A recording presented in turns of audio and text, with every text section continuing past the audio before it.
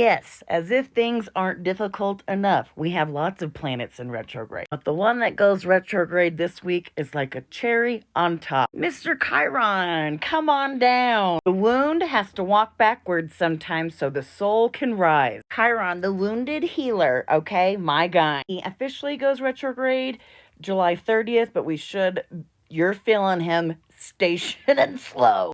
It's not just pulling us all the way back to our pain. It's showing us how far we've actually come and how brave we're going to need to be to keep going. Aries is the first flame, the spark, the scream, the rise.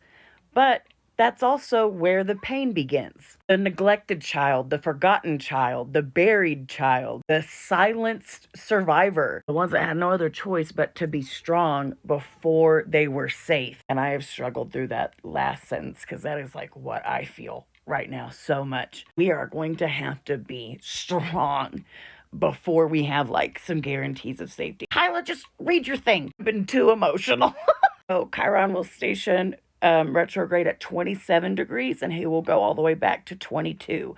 So we've got a fame and then a Saturn degree, and the Sabian symbols of these degrees hit home. These are the doors that are opening. At 27 degrees Aries, the Sabian symbol is a lost opportunity refound with imagination. You might be hearing some whispers. What did you give up on a little too soon? Who told you you couldn't heal? Who told you that the world is cold and you are alone? Now, by the time Chiron travels all the way back to the 22nd degree, you're standing at the gate of Garden of Fulfilled Desires. That sounds wonderful, doesn't it? The only problem is we don't get to enter this alone. This symbol, even though it's in Aries, teaches us that we have to enter the garden and have the fulfilled desires and all that together. We've got to work together. Healing is not a solo.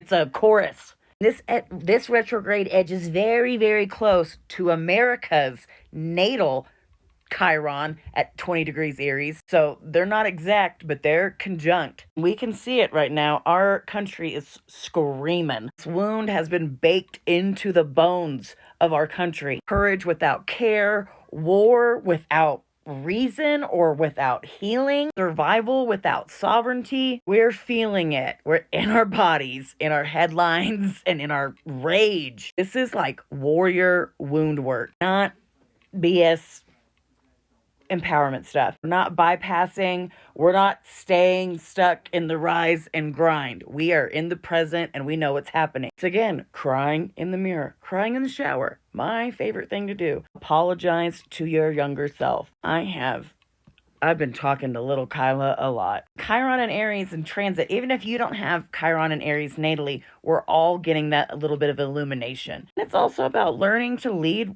without a sword in your hand. You lead with the sword, you're going to get a fight. Sometimes that sword can be a pen, sometimes it can cut cords.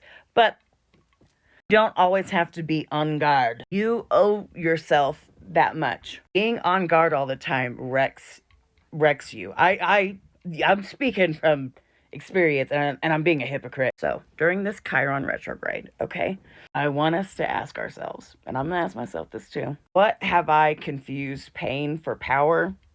Who told me I had to do it alone? Who told me that strong people do it alone? What garden am I ready to enter? What garden do I want? But before that, can I forgive myself enough to enter the gate? We're not going backwards. We're going inward. Healing as much as we can at the root of our wound. So the fire and for the people to rise clean.